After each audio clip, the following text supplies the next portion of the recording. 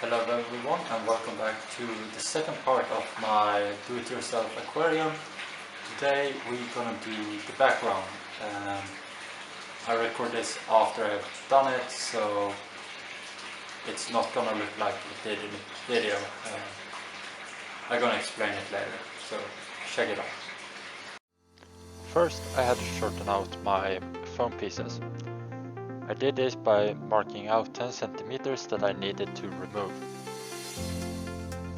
I did this on both of my pieces, and I used an excavator knife to do this work.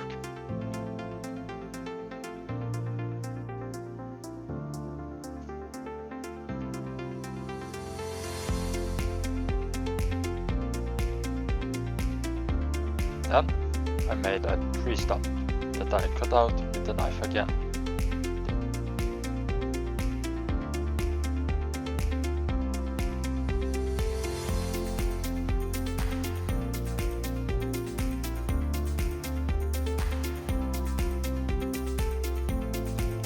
With the remaining part of the foam piece, I made the box where I'm going to hide my filter and my heater.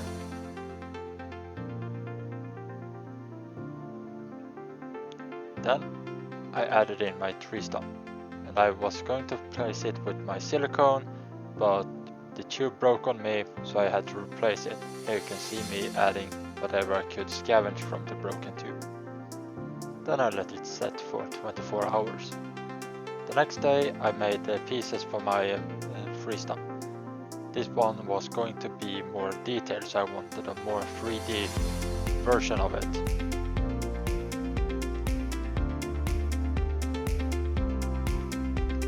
After cutting the pieces out, I placed them and see where I wanted them, and then I proceeded to add silicone and let it sit for another 24 hours.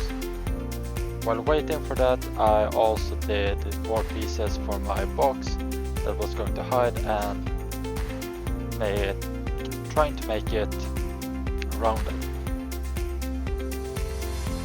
Here you can see me adding the silicone.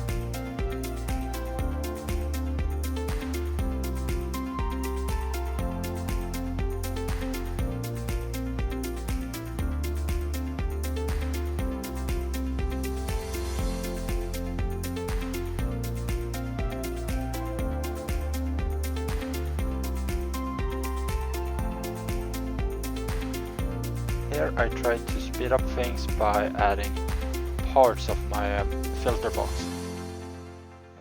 It broke off in the end when I was going to move it for other procedures, but I tried at least, and here's the result of it.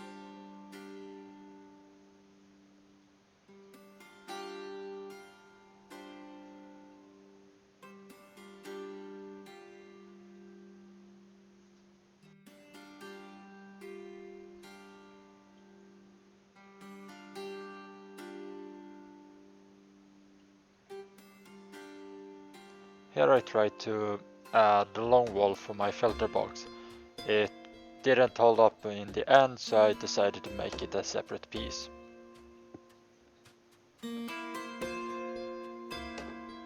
Once the silicone dried, I took my knife and smoothed out the edges a bit to make it look more natural.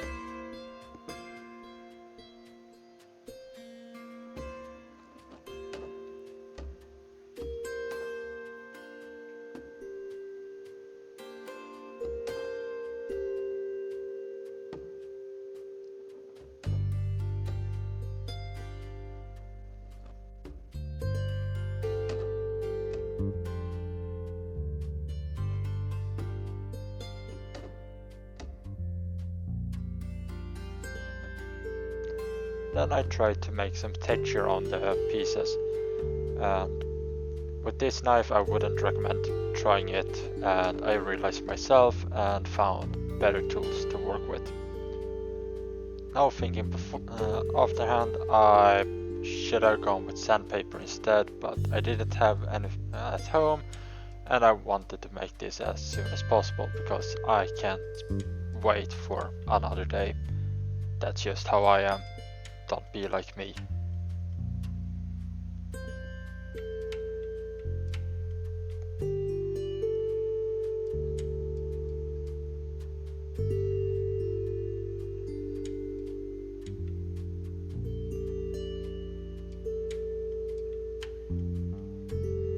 Here you can see I found a better knife that makes more of the same effect as the sandpaper would have done.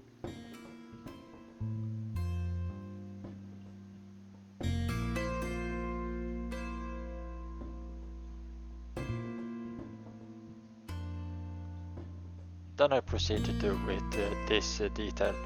I wanted to try to make this one look like a stone, but ended up being too square in the form.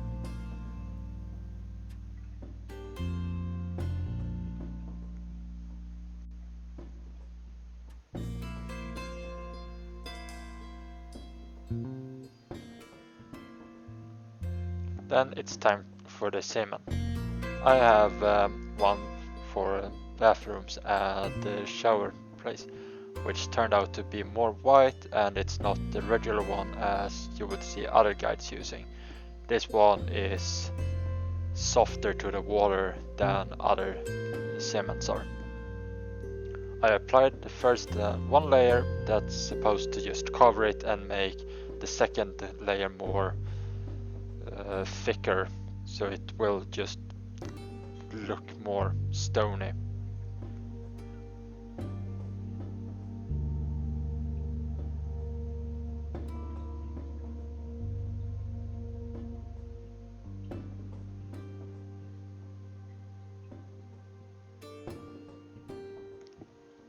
As you can see, the first layer doesn't get the best coverage. That's why I decided to go with a second layer.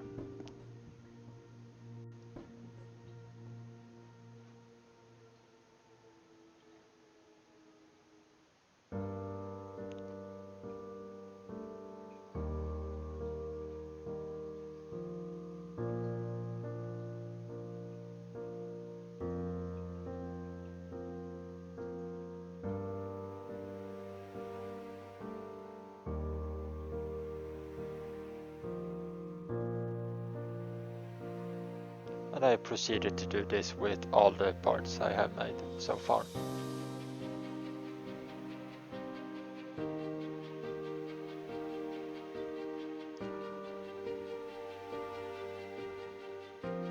And here I added in the second layer.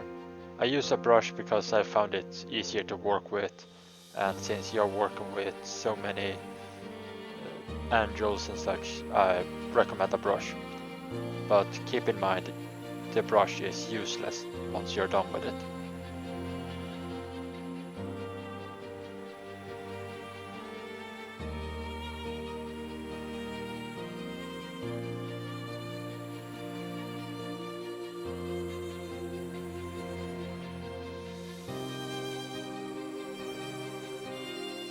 Now for the fun part.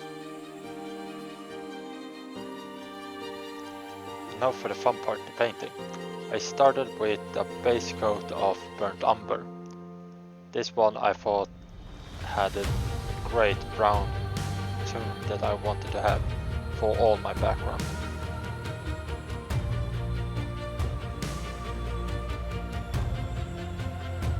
I tried to make sure to reach down in all the recesses in this background.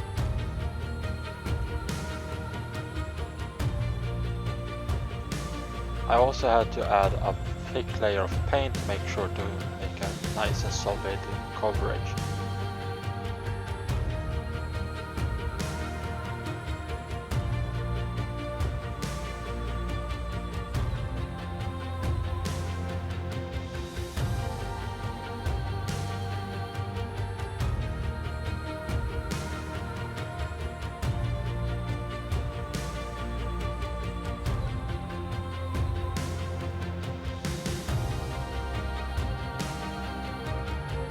See, I had a pretty large tube of paint. This one just ended up being just enough, but if I were to do it again, I would buy 2 tubes of this brown just to make sure I had enough.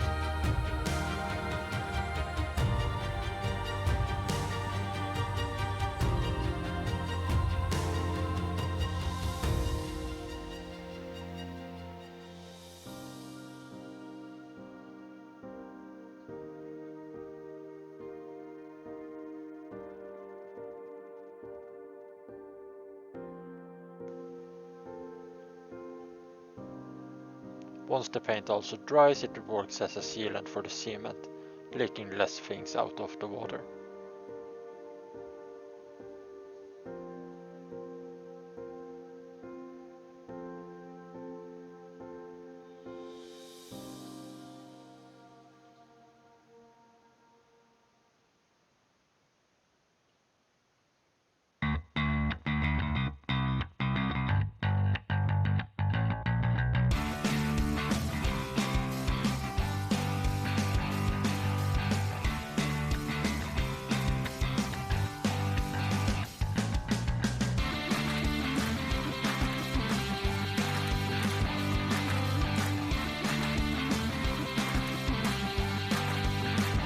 While watching me paint, I always wonder why is the raven like I'm writing this. If someone knows, please add a comment down below.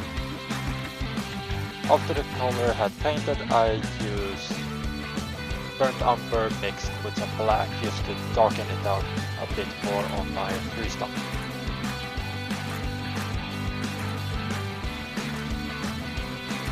Then I added some lighter brown to the background.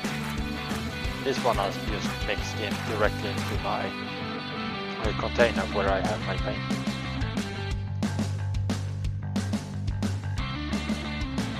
That being said, I don't even clean out my brush in this stage.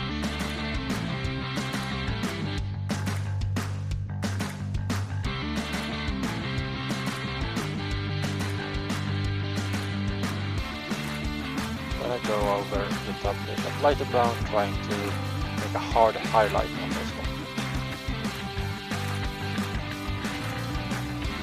With this layer I try to not cover everything because I still want some of the darker ones to show on the deeper parts.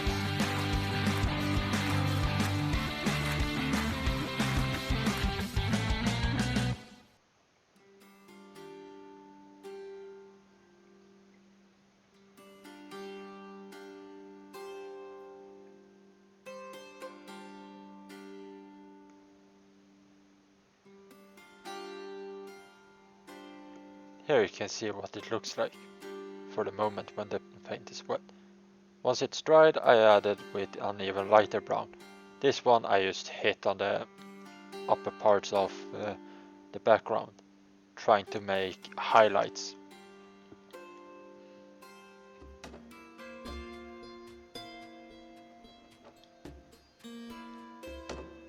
At this stage I'm not even going to mention what colors I used because it's a mixture of all the brown nuances that I had in my paint box.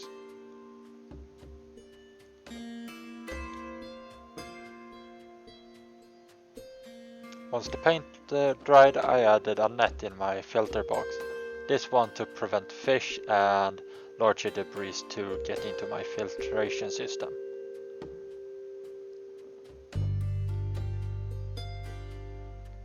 As you can see, the net wasn't doing it like I wanted it to do.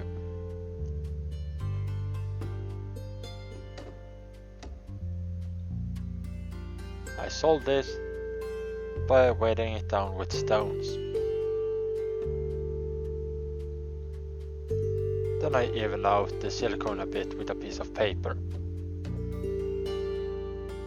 When that one had cured, I made sure to put this background into the aquarium because I really wanted it to be good.